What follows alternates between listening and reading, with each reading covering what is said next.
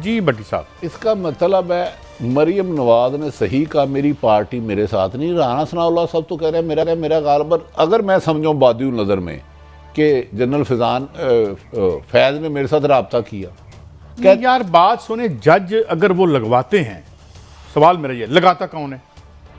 कादी साहब, पार्लिमानी party, पार्लिमानी committee जो है कि आपके मुल्क का वजीर दाखिला कह रहा है कि डीजी ISI अपने बंदे जज लगवाता रहा है, तो फिर मुझे बताएं हम कहाँ जाएं?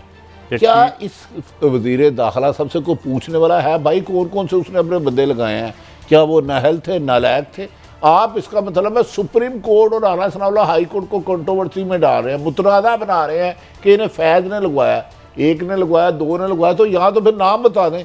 आप इतने इतने अच्छी शोहरत के हामिल सुप्रीम कोर्ट के जैसे आगे तो नहीं है ना, आपने सबको आज मुतनाज़ा बना दिया कि वो लगवाते थे।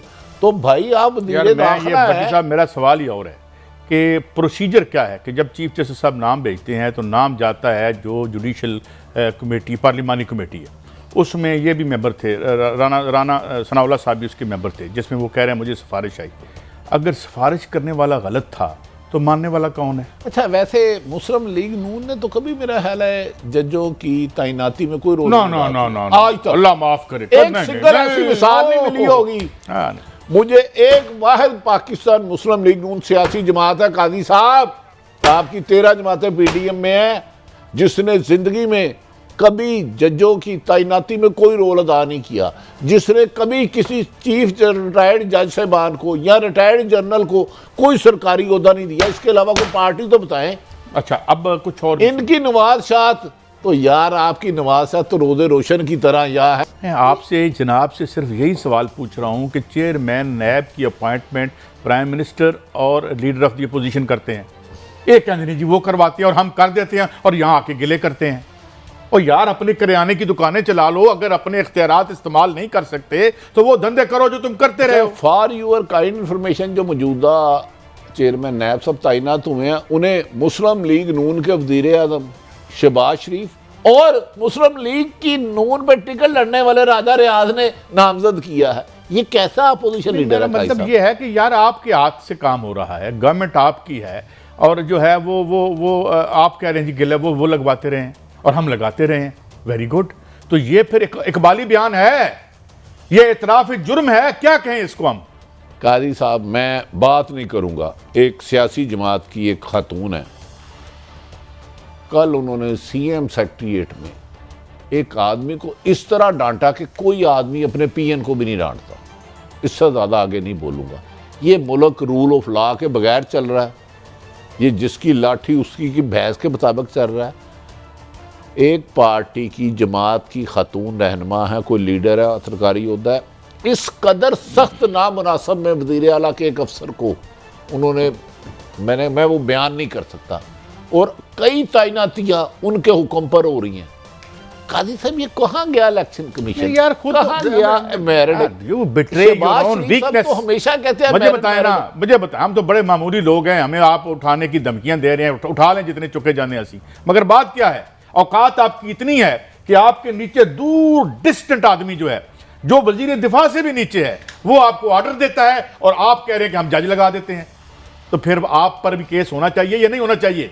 काजी साहब, ये कभी एस्टेब्लिशमेंट को मुतनाज़ा बनाते हैं ब्लैकमेल करने के लिए, कभी ये जुडिशरी को बुलाते हैं। उनके इकबाली बयान की बात कर रहा हूं जो अभी उन्होंने चला यहाँ पे। 10 दफा कहते हैं, वो कहते हैं हम कानून से बाला है। काजी साहब, मुझे बताएं, मोहतरमा सरगोदे में एक लीडर पार्टी की रहनुमा ने जो बयान दिया हाजिर सर्विस। अच्छा, एक और भी बात। अच्छा काजी साहब, दूसरी बात, एक सियासी जमात है, उसकी लीडर ने कुछ सहाफ़ियों के बारे में सख्त ज़ुबान इस्तेमाल की है एक मीटिंग में, इन्हें ये करा दे सख्त।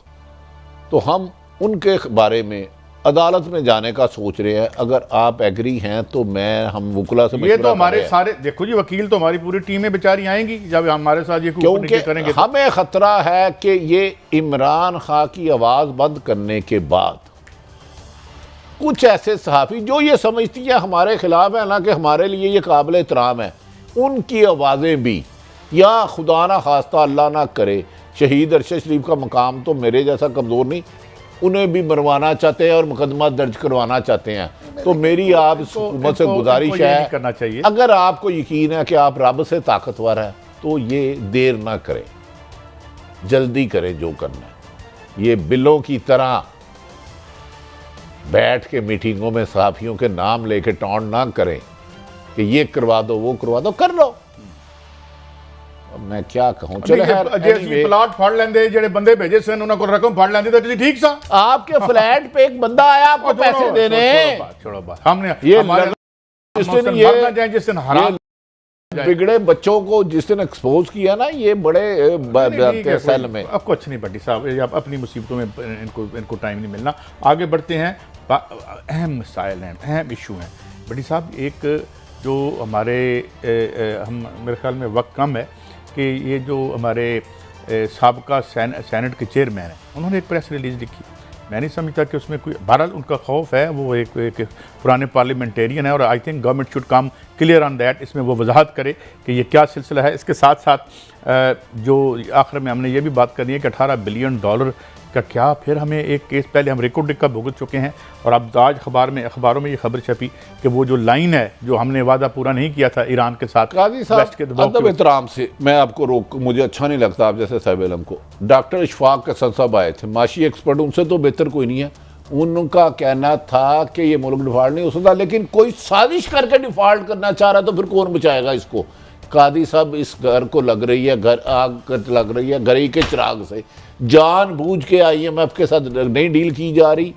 उसके लिए जो आखिरी एक बात की है, इस पर अगर रज़ा रुबानी सब सीनियर है, मुझे उनसे अक्सर इख्तलाफ रहता है, लेकिन यार ये मुल्क पाकिस्तान आपके बाप का नहीं है। इत्तेफाक फाउंड्री या कोई ज़ाती ज़मीन मेरी या आपकी नहीं है कि जहाँ मर्जी सौदे करो।